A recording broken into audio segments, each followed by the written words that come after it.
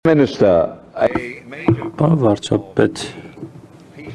խաղաղության համաձայնագրի մի զգալի մասը, որ հաջողությամբ բանակցվեց երկու երկրների միջև, եւ նախագահ Թրամփը ներկա էր, Զանգեզուրի միջանցքի ստեղծումն է։ Այդ միջանցքը կապում է Ադրբեջանը Հայաստանի հարավով Թուրքիայի հետ։ Եվ բնականաբար կան լավ հետևանքներ առևտրի ավելացման առումով, բայց կասկածներ կան, թե արդյոք այդ միջանցքի ստեղծումը նույնչափ բխում է Հայաստանի շահերից, որքան բխում է Ադրբեջանի շահերից։ Կարող եք մեզ ասել հիմնական տարբերությունները ձեր ընկալման մեջ Զանգեզուրի միջանցքի, ինչ տարբերություններ կան Հայաստանի եւ Ադրբեջանի ընկալումների միջև։ Շնորհակալություն, պարոն վարչապետ, խնդրեմ գուզեք պատասխանել։ Շնորհակալ եմ։ Գիտեք, Վաշինգտոնում ընդունված փաստաթղթերը իրենք ծավալուն չեն։ Եվ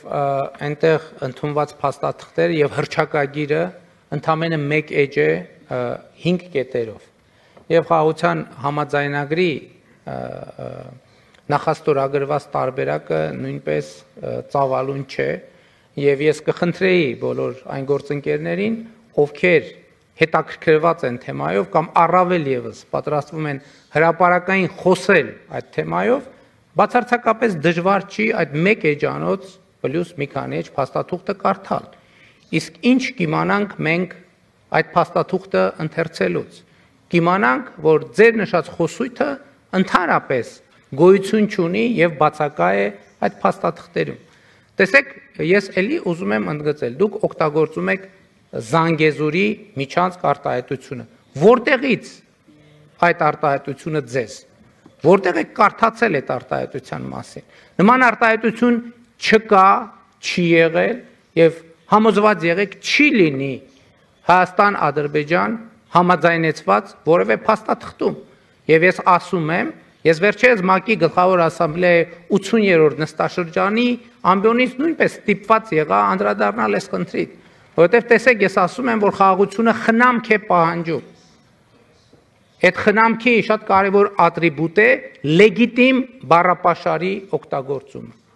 Լեգիտիմ համաձայնեցված բառապաշարի օգտագործումը։ Ես ՄԱԿ-ի ամբիոնից ելույթ ունեցա եւ արձանագրեցի, ընդ որում նույնը կարող եմ ասել այսօրվա ելույթի մասին եւ արձանագրեցի, որ իմ ելույթի մեջ չկա մի բառ, մի արտահայտություն,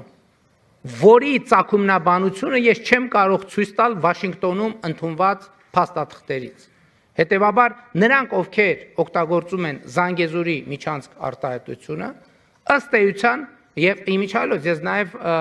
դիմեցի կոչով ադրբեջանցի գործընկերոջս, որպեսզի պարզաբանի, ինչ նկատի ունի Զանգեզուրի միջանցք ասելով։ Որտեղ է Զանգեզուրի միջանցքը։ Քարտեզի վրա պետքա ցույց տալ այդ Զանգեզուրի միջանցքը։ Որտեւ եթե պարզվի, որ Զանգեզուրի միջանցք ասելով նկատի ունեն Հայաստանի որևէ տարածք, որևէ մեկը իրավունք չունի Հայաստանի Հանրապետության ինքնիշխան տարածքի վրա անուն դնել, որը ընդունված չէ Հայաստանի Հանրապետության կողմից։ Դա արդեն իսկ ձեռբերված ինքնիշխանության փոխադարձ ճանաչման կոպտագույն խախտում է եւ կներեք, ես չգիտեմ, ինձ շատ հետաքրքիր է, դուք որտեղից գիտեք այդ արտահայտությունը, որտեղ եք կարդացել, որ Հայաստան-Ադրբեջան, տեսեք, դուք Վաշինգտոնի